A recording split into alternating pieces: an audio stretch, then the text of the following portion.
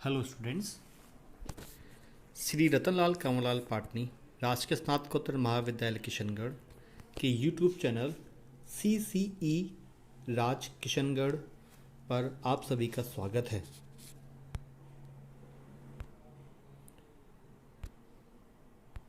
Students, मैं महेंद्र कुमार वर्मा, सहायक आचार्य, व्यावसायिक प्रशासन विभाग।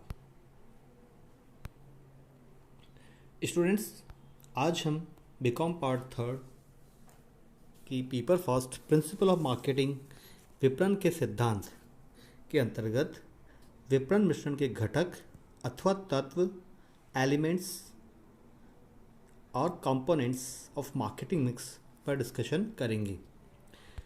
स्टूडेंट्स, इस शीर्षक पर, इस टॉपिक पर मैंने पहले एक वीडियो बनाया था जिसमें हमने विपणन के दो घटकों पर चर्चा की थी, जिसमें उत्पाद और मूल्य, प्रोडक्ट और प्राइस शामिल थे। इस वीडियो में हम शेष रहे दो मार्केटिंग मिक्स के कंपोनेंट्स पर चर्चा करेंगे, जिसमें शामिल है स्थान, प्लेस और संवर्धन, प्रमोशन। इनके अलावा भी हम 4P, 4P से 4C कॉन्सेप्ट पर चर्चा करेंगे और विपणन मिश्रण में परिवर्तन, चेंजेस इन मार्केटिंग मिक्स पर भी चर्चा करेंगे। स्टूडेंट्स, पिछले वीडियो में जो पार्ट फर्स्ट था, अब यह है पार्ट सेकेंड।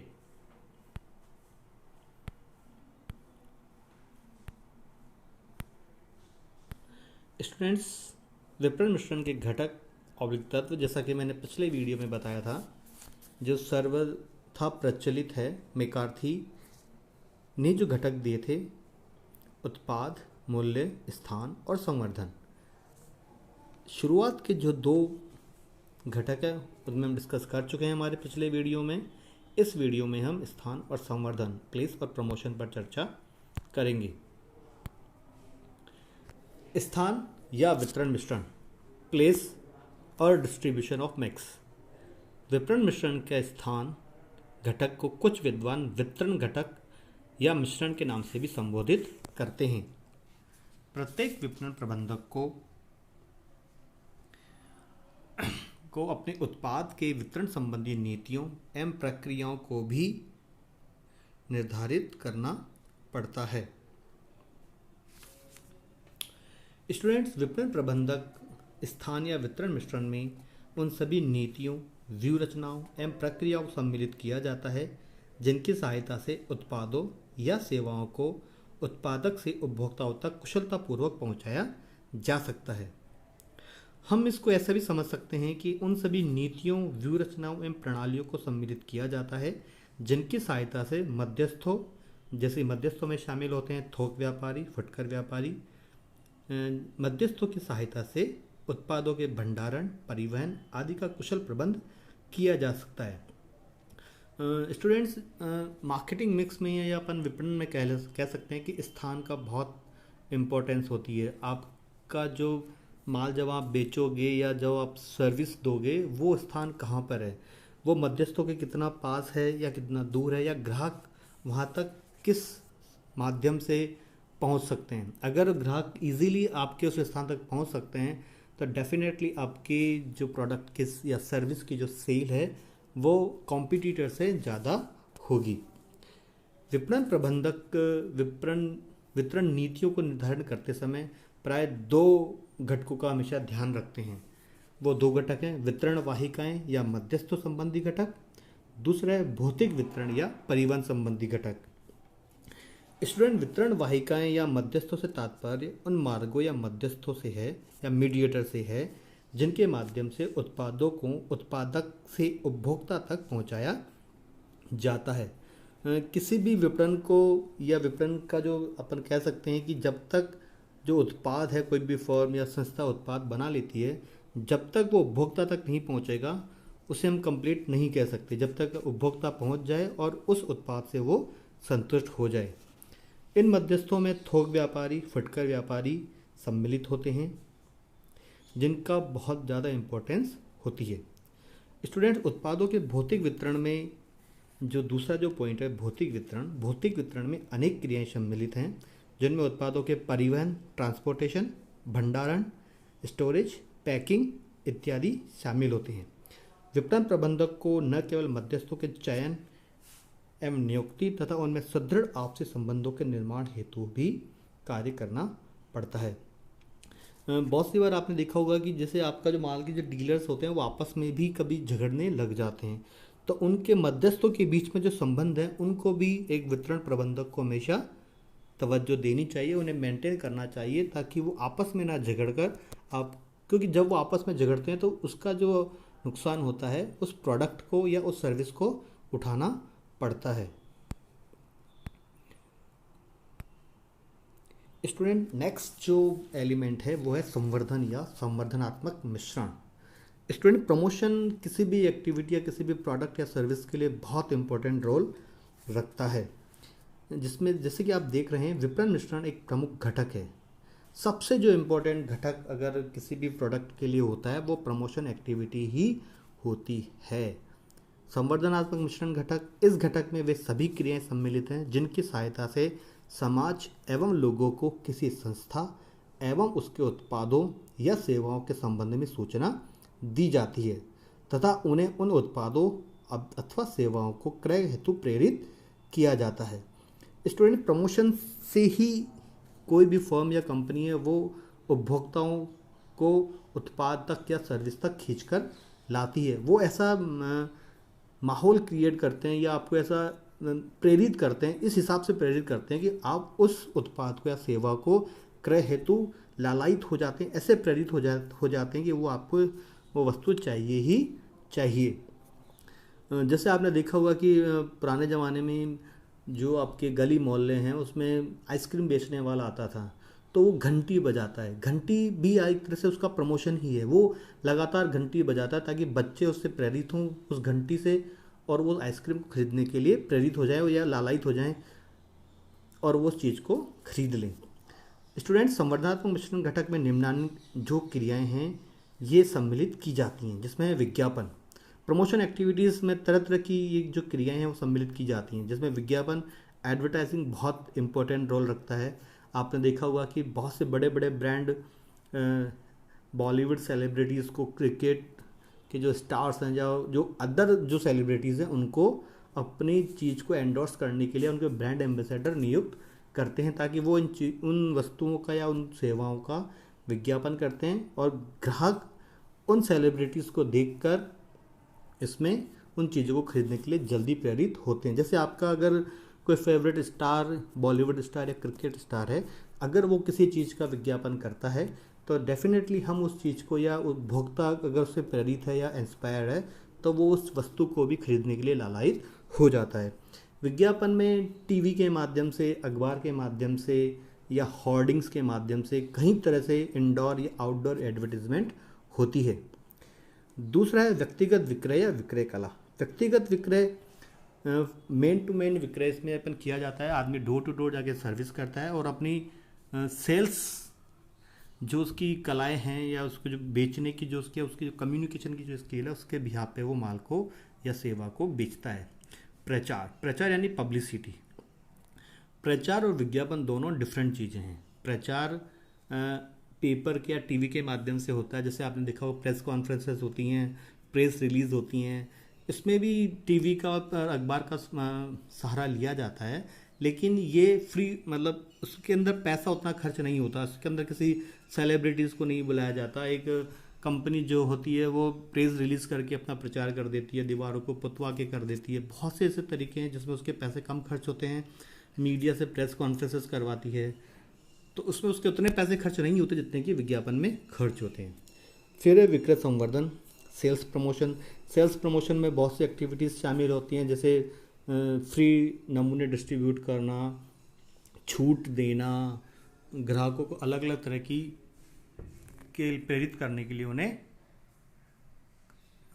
लालायित करना ताकि वो आके अपने आपकी सेवाओं को या उत्पादों को खरीद सके।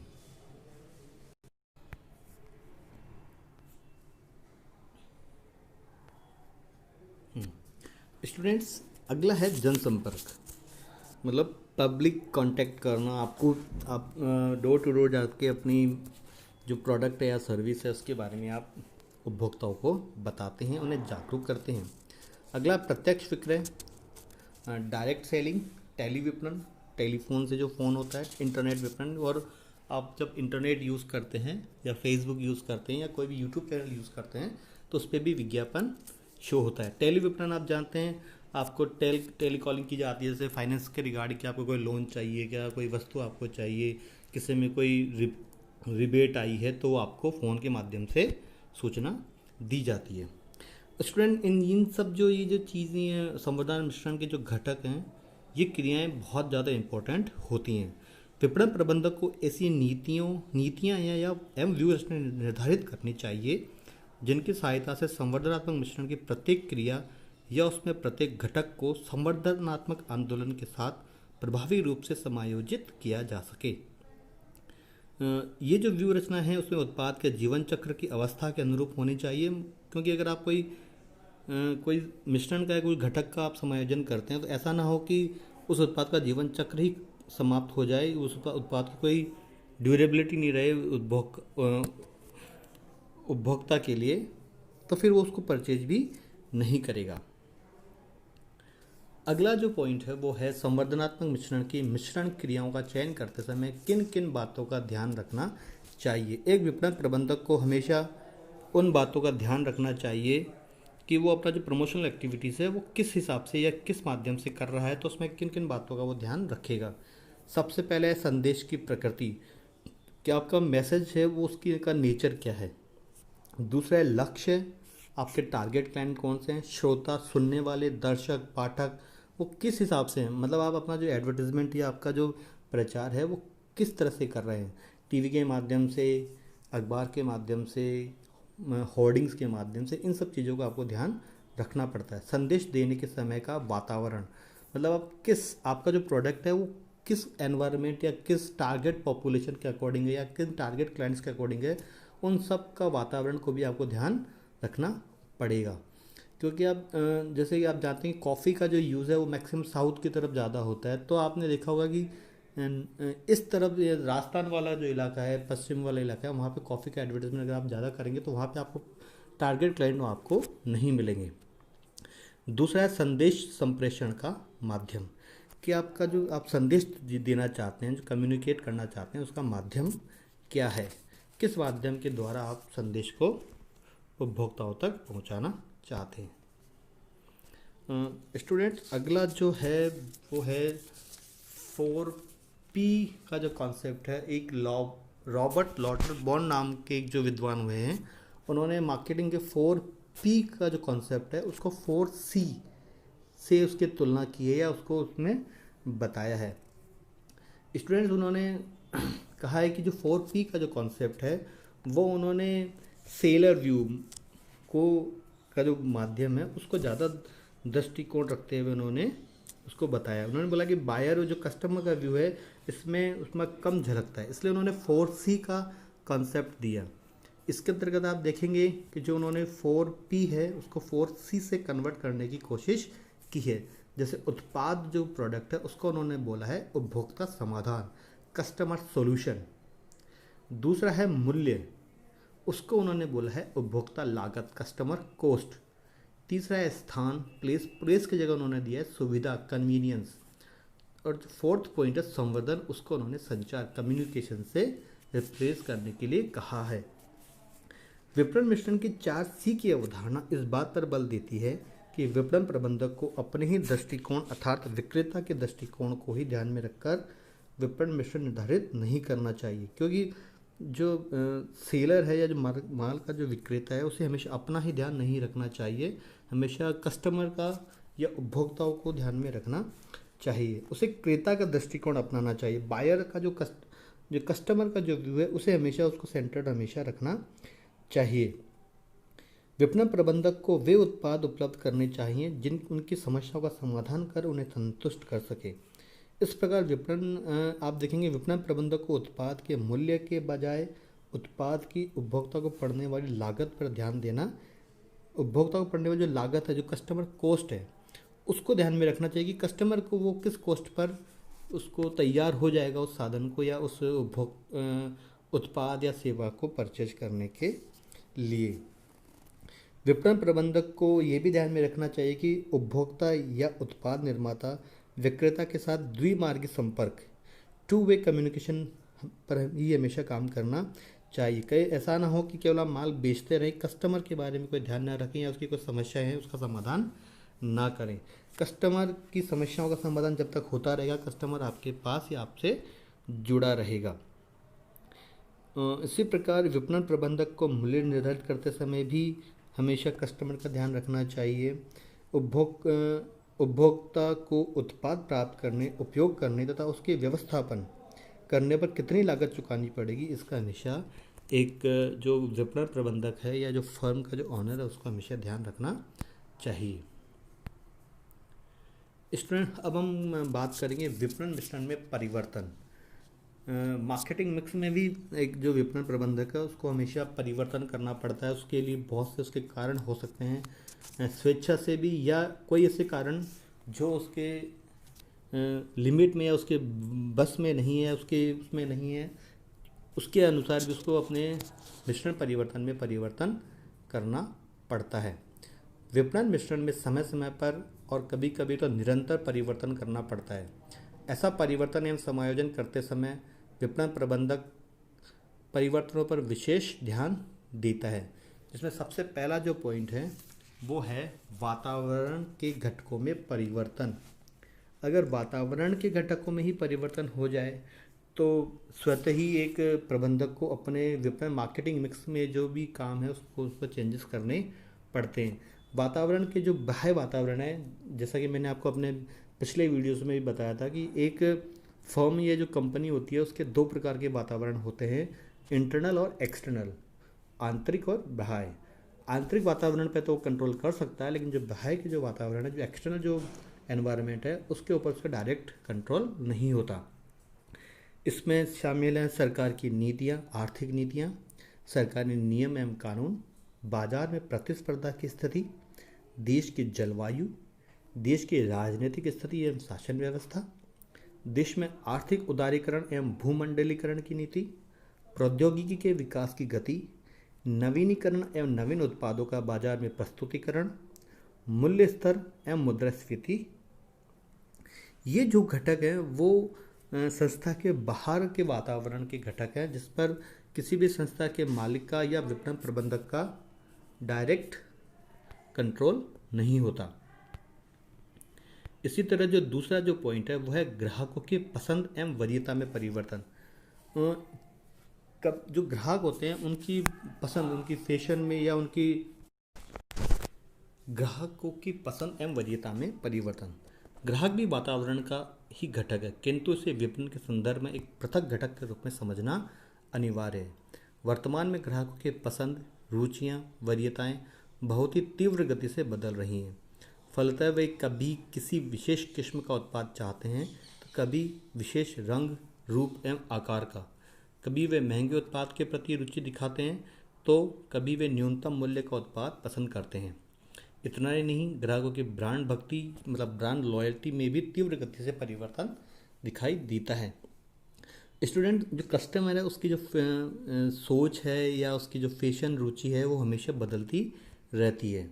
वो कभी भी ब्रांड लॉयल्टी में भी बहुत सी बार देखा होगा कि बहुत से ऐसे कस्टमर है, कभी कभार कस्टमर अपनी ब्रांड जो लॉयल्टी है या अपन कहते हैं कि ब्रांड के प्रति जो उसकी एक पागलपन होता है बहुत से कस्टमर्स के कि उसे वही ब्रांड चाहिए। लेकिन बहुत सी बार होता है कि अगर उसे कम कीमत पर या उसके इक्विवेलेंट कोई अलग ब्रांड अच्छी सेवाएं या वस्तुएं उपलब्ध करवाता है तो वो अपने ब्रांड लॉयल्टी को भी छोड़ देता है।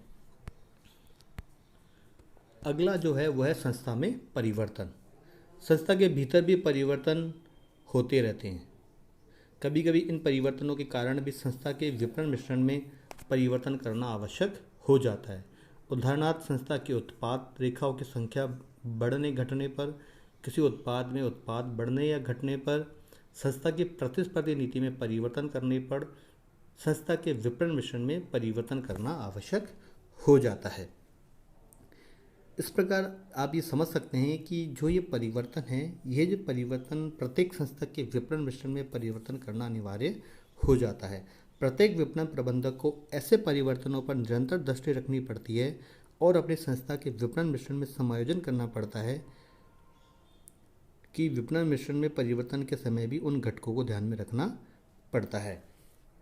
स्टूडेंट, आप अब समझ गए होंगे कि विपणन मिश्रण के जो 4 घटक हैं और उनको जो परिवर्तन करने के जो घटक हैं वो बहुत ही इम्पोर्टेंट होते हैं। आज की वीडियो में इतना ही।